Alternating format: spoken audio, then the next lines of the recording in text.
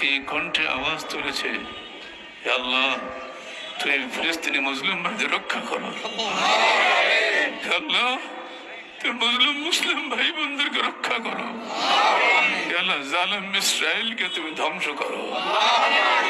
সাপ পুষে যেভাবে সাপুড়ে কখনো নিশ্চিন্ত থাকে না, ইসরায়েলকে আশ্রয় দিয়ে আরব ভূখণ্ডে আজকে মুসলিম ফিলিস্তিনিদেরকে উৎখাত করার ব্যবস্থা হয়েছে। যেখানে 97% ছিল ফিলিস্তিনি আরব মুসলিম, আজ সেখানে 10% মুসলিম নাই।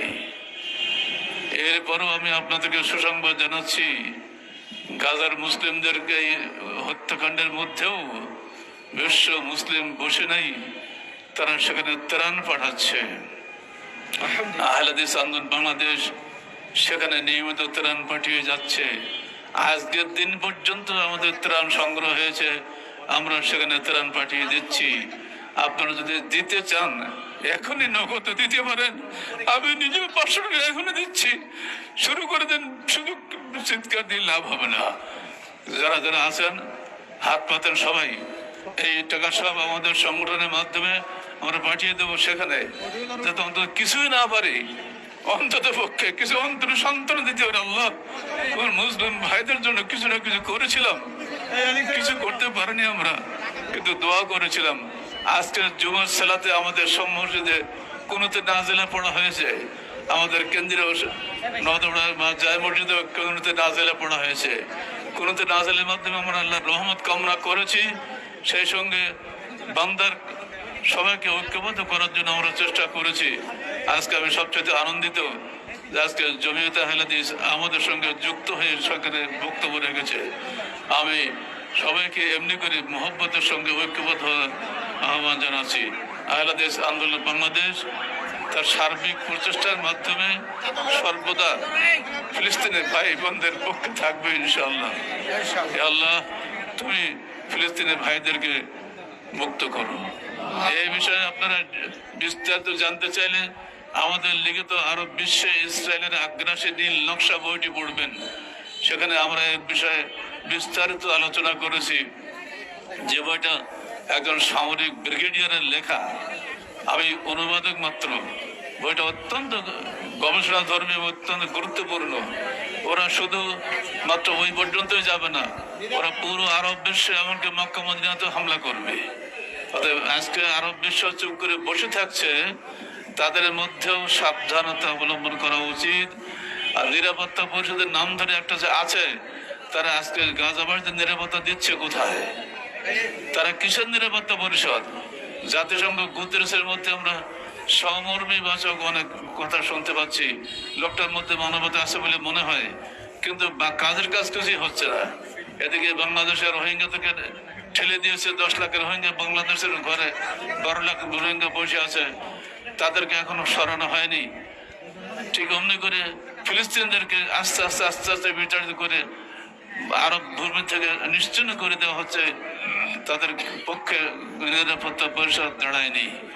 আমরা ধিক্কার দিচ্ছে নিরাপত্তা পরিষদকে, ধিক্কার দিচ্ছে জাতিসংঘকে, ধিক্কার দিচ্ছে ওআইসিকে, যারা নীরবে বসে আছে এই অবস্থায়। আমরা গাজা উত্তরে যে উপরে যে অত্যাচার হচ্ছে, এই সবচেয়ে বড় অর্জনটি আমরা মনে করি যে আজকে আহলে হাদিস আন্দোলন বাংলাদেশের ডাকে সব দল মত নির্বিশেষে জনগণ এখানে হাজির হয়েছেন। রাজশাহীর প্রাণকেন্দ্র সাহেববাজার 0 পয়েন্টে আমরা দাঁড়িয়ে যে কথা বলছি, এই কথাগুলো জনগণের কানে পৌঁছানোর জন্য আল্লাহর কানে আগে আমরা পৌঁছে দিয়েছি, বিশেষ করে কুনুতে নাজিলা পাঠের মাধ্যমে। আল্লাহ পাক আমাদেরকে তৌফিক দান করুন, জীবনের সর্বক্ষেত্রে বাতিলের বিরুদ্ধে প্রত্যয় দৃঢ় কণ্ঠে যেন কথা বলতে পারি, আল্লাহ পাক আমাদেরকে তৌফিক দান করুন। বিশেষ করে আহলেদের যুব সংঘের তরুণ ছেলেদের মধ্যে যে জাজবা আমরা দেখতে পাচ্ছি, সেটা সত্যি ভোলার মতো নয়। যদি এমনি করে তাদের তারুণ্যের সামনে অন্য তরুণরা ঐক্যবদ্ধ হয়ে যেতে পারে, একদিন বাংলার বুকে বিপ্লব ঘটবে। 18 কোটি মুসলমানের এই দেশের যদি ওহির বিধান কায়েম হয়ে যায়, তাহলে এটা সারা বিশ্বের জন্য একটা আদর্শ রাষ্ট্র হিসেবে দাঁড়িয়ে যাবে। আমরা আমাদের সরকারকে ধন্যবাদ জানাই যে তারা ফিলিস্তিনের পক্ষে দাঁড়িয়েছেন, বিপক্ষে যান নাই। ভারত সরকারের বিরুদ্ধে নিন্দা জানায় যে তারা ফিলিস্তিনের বিপক্ষে গিয়েছেন এবং সেখানে সৈন্য পাঠিয়েছেন। এর চাইতে ধিক্রি, এর চাইতে অমানবিক কোনো কাজ হতে পারে না। অথচ ভারতে 25 কোটি মুসলমান আছে, আজকে তারা তাদের ধর্মীয় অধিকার, তাদের ওয়াকফ সম্পত্তি, তার উপরে তারা হস্তক্ষেপ করেছে। তারা আইন করেছে প্রত্যেক ওয়াকফ ল্যান্ডে 2 জন করে হিন্দু সদস্য রাখতে হবে, এবং সেই ওয়াকফ ল্যান্ড শুধুমাত্র মুসলমানদের পক্ষে ব্যবহৃত হবে না, হিন্দুদের পক্ষে ব্যবহৃত হবে। এটা কোশ্চেন কোনো আইন হতে পারে না। মুসলমানও থাকতে পারে। প্রতিবেশী ভারতের বিরুদ্ধে আমরা ধিক্কার জানাই, শুধুমাত্র ইসরায়েলের পক্ষে না, বিপক্ষে নয়, ভারতের বিরুদ্ধে আমরা ধিক্কার জানাতে। সঙ্গে সঙ্গে ডোনাল্ড ট্রাম্প ছাড়া একটা মানুষই না, ওকে কোন পর্যায়ে বলা যাবে আল্লাহ ভালো জানে। এরপরে 30 কোটি মানুষের দেশে গণতন্ত্রের মাধ্যমে কি নির্বাচিত হয়, এটাতে আপনি বুঝতে পারেন যে গণতন্ত্রে কখনোই ভালো মানুষ আসে না। আর এটা আপনার স্মরণ করে দিচ্ছে ইতিহাস, পেছনে যেতে হবে। 1896 সালের 21 ফেব্রুয়ারি, সেদিন ইহুদি নেতারা মুসলমানদের খলিফা আব্দুল হামিদ সানি তার কাছে এসে বলেছিল, হে খলিফা, ফিলিস্তিনকে আমাদের দিয়ে দেন, তার বিনিময়ে আমরা আজকে নগদ আপনাকে 20 মিলিয়ন লিরা দিচ্ছি। তিনি জবাব দিয়েছিলেন, কোশ্চিন কালো এটা সম্ভব নয়। ইন্নী লা আস্তাতিউ শিবরা মিনাল হাযিল আরাযিল মুকদ্দাসা কামা লা উওয়াফিকু আন আস্তাইয়া মিন জাসসাতি হাত্তা ইলা কায়দিল হায়াত। আমি কোশ্চিন কালো ফিলিস্তিনের 1 বিঘা মাটি তোমাদের দিতে চাই না, যেমন আমি আমার নিজের দেহের একটা অঙ্গ উচ্ছেদন করতে চাই না। যতক্ষণ আমরা বেঁচে আছি, ফিলিস্তিন কোশ্চিন কালো কোনো অমুসলিমের হাতে আমরা দেব না। 1896 সালে 21 ফেব্রুয়ারির সেই দিন থেকে এই 3টা মন্ত্র দিয়ে মুসলিম উম্মাহকে ধ্বংস করছে। আমাদের তরুণ সমাজকে গণতন্ত্রের নামে, জাতীয়তাবাদের নামে, ধর্মনিরপেক্ষতার নামে ধ্বংস করা হচ্ছে আকীদা। ফলে ইসলামী জজবা আমাদের তরুণদের মধ্যে হারিয়ে গেছে। আর এই শিক্ষা ব্যবস্থার মাধ্যমে যে সর্বনাশ করে দিচ্ছে, এখনো পর্যন্ত বাংলাদেশের নাম কি? গণপ্রজাতন্ত্রী। অতএব প্রজাতন্ত্রের নামটা হয়েছিল সেদিন খেলাফত ধ্বংস করার পরে প্রজাতন্ত্রের নামটা হয়েছিল। ফিলিস্তিনের ওখানে যে মানে কি বলে ইসরায়েল যে রাষ্ট্র কায়েম করা হয়, তখন নাম ছিল প্রজাতন্ত্র। খেলাফত ধ্বংস করলো, প্রজাতন্ত্র হলো। এটা কবে? 1924 সালের 3রা মার্চে। 1924 সাল আর আজকে 2024 সাল, 100 বছর হয়ে গেল। সেই গণতন্ত্র, সেই প্রজাতন্ত্র, সেই জাতীয়তাবাদ, ধর্মনিরপেক্ষতাবাদ আমাদের দেশে এখনো আমরা লালন করছি। কোটি কোটি টাকা ট্যাক্স দিয়ে আমরা আমাদের দেশ পড়ছি। এরাই আমাদের নেতা। কথায় কথায় গণতান্ত্রিক নেতা, গণতান্ত্রিক নির্বাচন, গণতান্ত্রিক পরিবেশ চাই। কিসের গণতন্ত্র তোমার? গণতন্ত্র মানুষের তৈরি করা।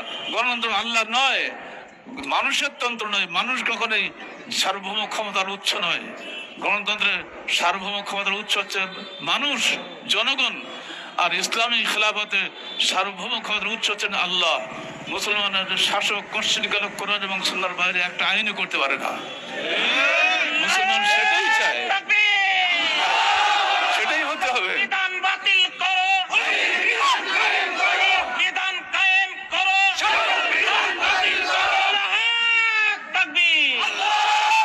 বাংলাদেশে ওহির বিধান কায়েম হতে হবে, কোন ব্যক্তির বিধান নয়। বাংলাদেশে কোন দলের বিধান নয়। এখানে বড় দলটি এখন চিৎকার দিচ্ছে কখন তাদের হাতে ক্ষমতা দেওয়া হবে। পাগল হয়ে গেল ক্ষমতা নেওয়ার জন্য। সকল ইসলামী দলটিও পাগল হয়ে গেছে, কি করে আমরা ইসলামে নেব, কি করে আমরা ক্ষমতা হাতে নেব। এত সস্তা নয়। দল কোশ্চিন কালো ইসলামী খেলাফতের ইসলামে যোগ্য হতে পারে না। খেলাফতের সার্বভৌমত্ব আল্লাহর হাতে থাকে, আর দলের সার্বভৌমত্ব দল নেতার হাতে থাকে। তো দল নেতা আর খলিফা কখনো এক নয়। যেটা সেদিন বলেছেন খলিফা আব্দুল হামিদ দ্বিতীয়, যে কথা বলেছেন ওই কথাটি পুনরুক্তি আমরা আজকে এখানে করতে চাই। যদি এই সুযোগে বাংলাদেশে সার্বভৌম ক্ষমতার অধিকারী যারা দাবি করছেন, তাদের কাছে আমরা বলে দিতে চাই, আহলে হাদিস আন্দোলন বাংলাদেশ কোশ্চিন কালেও আপনাদের এই তথাকথিত সার্বভৌমত্বে বিশ্বাসী নয়, যতক্ষণ না পর্যন্ত আপনারা আল্লাহর সার্বভৌমত্বে বিশ্বাসী হবেন। বাংলাদেশকে ইসলামী প্রজাতন্ত্র নয়, বাংলাদেশকে ইসলামী খেলাফত রাষ্ট্র করতে হবে। কোনো প্রজাতন্ত্র মন্ত্র চলবে না। আমাদের কোনো রাজা নেই, অত আমরা কারো প্রজা নই। কথা শেষ, আমরা আল্লাহর খলিফা। এখানে খেলাফত রাষ্ট্র ব্যবস্থা হবে। আল্লাহ পাক আমাদেরকে সেই সোনার স্বপ্ন দেখার তৌফিক দান করুন। আমাদের বাচ্চাদেরকে যেন সেই দিনে সেই খেলাফতে বসবাস করার সুযোগ আল্লাহ পাক দান করেন। পরিশেষে গাজার মুসলিম ভাই বোনদেরকে আমরা আন্তরিকভাবে সমবেদনা জানাচ্ছি এবং আজকে এখনো পর্যন্ত সেখানে 97% বোধহয় দেখলাম তারা এখনো পর্যন্ত অভুক্ত না খেয়ে আছে। এই যদি অবস্থা হয় তবে আমরা পাঠাচ্ছি, আপনারাও পাঠান। যেখানে যে কর্নারে বসবাস করছেন আপনারা, যে সংগঠন করেন, সব সংগঠনের চেষ্টা করুন বাংলাদেশ থেকে 2-3টা সংস্থা কাজ করছে সেখানে পাঠানোর জন্য। আমাদের আমার কাছে ছাত্ররা সেখানে আছে, বিশ্বের ইউনিভার্সিটি পড়ে, তারা সেখান থেকে চেষ্টা করছে। আমরা সেভাবে কাজ করে যাচ্ছি যাতে এইভাবে তাদের কাছে পৌঁছানোর সুযোগ হয়। আমরা সুযোগ পাচ্ছি, যদি বন্ধ না হওয়া পর্যন্ত আমরা এটা চালিয়ে যাব। আল্লাহ তুমি মুসলিম ফিলিস্তিনের ভাই বোনদেরকে রক্ষা করো।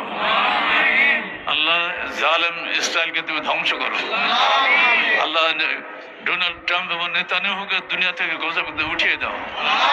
তোমার একটা কোন ফায়াকুনে সব হয়ে যাওয়া সম্ভব। এদেরকে যদি হার্ট অ্যাটাক করেছে মারো তাও ভালো, তাতে মানুষ খুশি হয়ে আনন্দ মিছিল করবে।